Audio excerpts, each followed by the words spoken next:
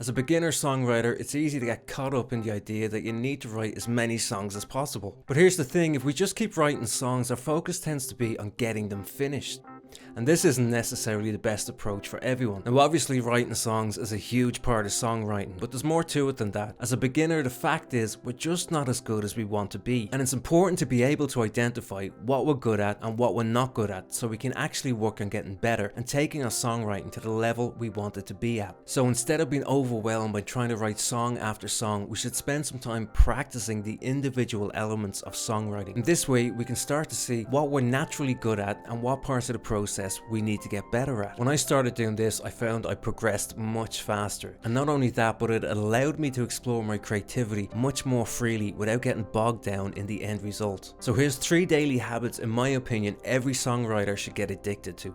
Word yoga. With word yoga, we practice stretching everyday phrases and words into something more lyrical that expresses a certain feeling or emotion. Start off by doing a quick free writing session and then pick a sentence or two to work with. For example, I'm sitting at home watching the rain hit the window. Then pick a feeling you want to express. Let's say the emotion is being bored. Now let's see if we can rewrite that by finding better words that will express the feeling and paint a picture of it. For example, bored makes me think of words like suspended and blue. So we might come up with something like, I'm floating in a broken blues. Then look up some sayings about being bored. I can see bored out of my skull. And think about the rain. It's cloudy and the sun is hiding. So go to thesaurus.com and look up some synonyms for hiding. I see going underground. So putting those two ideas together, we might come up with something like, I left my skull on an underground star. And let's see if we can find a better word than left that expresses the exact feeling. In thesaurus.com we can see marooned. And that also has the same ooh sound as blue. So we might get something like, I marooned my skull on an underground star. Now what can we do with the other phrase, watching the rain hit the window? How can we paint a picture of that? Well, we could say it looks like the glass is melting. Melting windows in the distance.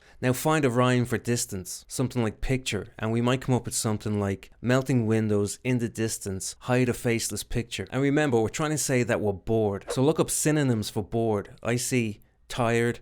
Click into that, I see weary and jaded. So maybe something like weary from a jaded heart. And if we put that all together, we might get something like floating in a broken blue. I marooned my skull on an underground star. Melting windows in the distance, hiding faceless pictures of my jaded heart. So it's a slightly more interesting way of saying I'm sitting at home watching the rain hit the window feeling bored.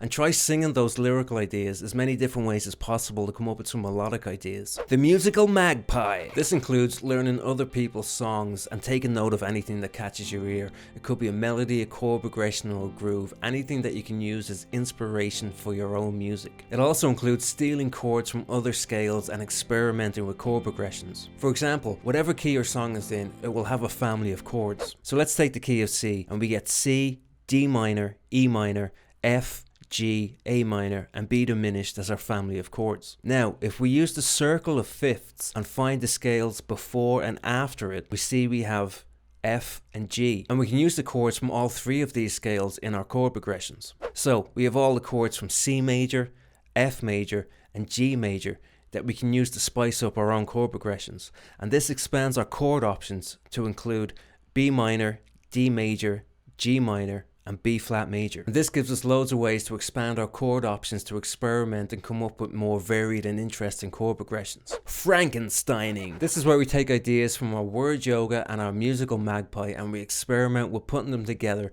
to come up with new song ideas or any bits of unfinished songs that we need to write.